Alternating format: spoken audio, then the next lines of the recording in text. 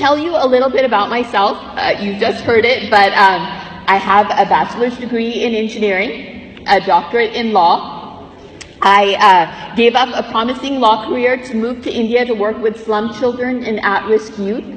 I won a pageant, actually 2. I am a Facebook influencer. I have 4.8 million fans on Facebook. I am a dancer. I'm an aspiring actress. And as you can see, I'm in a wheelchair. So a lot of people look at me and, they don't ask because they don't want to be impolite, but they wonder how. How did I do all of this? And the answer is 2 words. 2 words that I have chosen to remove from my life, and those 2 words are, I can't. I can't. I said it, you've said it, we've all said it, we've felt it, we've believed it, we've let it hold us back. I was just 10 years old when my family and I were in a devastating car accident.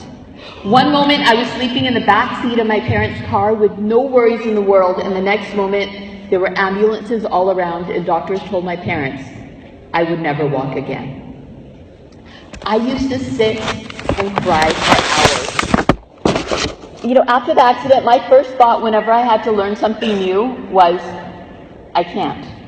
It was so much easier to say, I can't, than to actually try and keep trying, as I had to learn to put on my clothes sitting in a wheelchair. I had to learn how to push my wheelchair. I had to learn how to transfer from my wheelchair to the bed. I had to learn how to face the stares, the whispers, the pitying looks. I felt like my life was over. My dreams were shattered. I was never going to be able to be anything. I was never going to be able to do anything. I could have easily said, I can't, and given up on life. But I didn't. Just 3 months after the accident, I returned to school. I was in the 6th grade. I ran for student body president, and I won. I participated in the school play. I danced on stage. I even participated in sports, all while seated in this wheelchair. I can't. Every regret starts with it. All hope ends with it. It is the universal excuse to not even try. So as a teenager, I somehow through a mix-up, I received an invitation to participate in the Miss Teen of Washington pageant. Now, like many little girls, I had the dream of being a beauty queen, but I knew I can't. So the first thing I did was I called the pageant director and I told him, I'm in a wheelchair.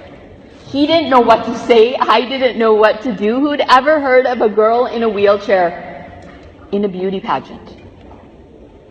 But I tried anyways, and I ended up winning. And I became the first person in the world in a wheelchair to win a pageant where the other girls were not in a wheelchair. I can't. Don't say it, don't feel it, don't believe it, and do not let it hold you back. I was always a straight A student, so after high school, when it came time to go to college, I was terrified. There were thousands of students, and the campus was huge if you've ever been to the UW. I didn't even know how I was going to get from class to class, but I went anyways. And I ended up graduating near the top of my class with a bachelor's degree in engineering, and I went on to law school and I graduated with highest honors. I can't. I didn't say it. I chose not to feel it. I refused to believe it. And I did not let it hold me back. I then worked for one of the world's leading aerospace companies. Many of you have heard of it, Boeing. And I also went on, after law school, I worked for a leading law firm. I clerked for 2 federal level judges. I was on partnership track. But all this while, I basically wanted one thing from life. I wanted to change the world. I wanted to make a difference. I think that's why I switched from engineering to law, because I thought that I would be able to help people even more. And I did for a while. I did a lot of cases free of charge for people who couldn't afford it. But it wasn't enough. So I started volunteering. I volunteered at community centers, the juvenile jail, homeless shelters, hospitals, schools, but it still wasn't enough. So then I decided to leave my job and I moved to India to work with slum children and at-risk youth. And I haven't looked back since. Where people see me and they think that I need help, I have dedicated my life to helping others. Why? Because I can. I once read that Thomas Edison failed 900 times before he invented the light bulb. I read that Michael Jordan was rejected from his high school's varsity basketball team. Oprah Winfrey, she was fired from her job at a TV station and told that she would never have a career in television. But all these people went on to be hugely successful because they refused to say, I can't.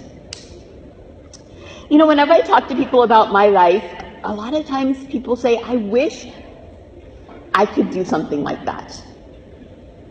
And I always ask them one question: what's holding you back?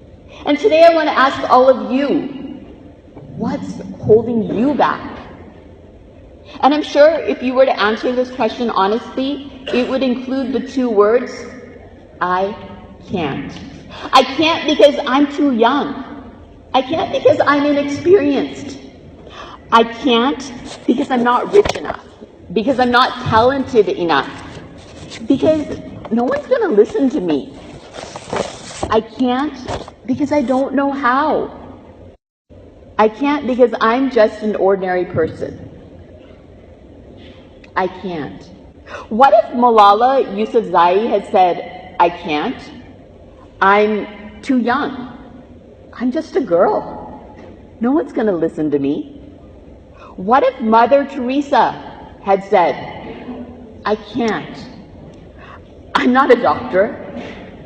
I don't have a lot of money.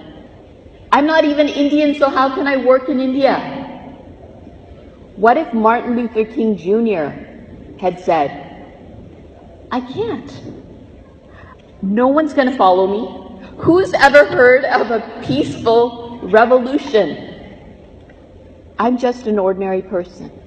Today, I want to encourage you guys throughout life, whenever you think or you start doubting yourself, just remember two words: I can.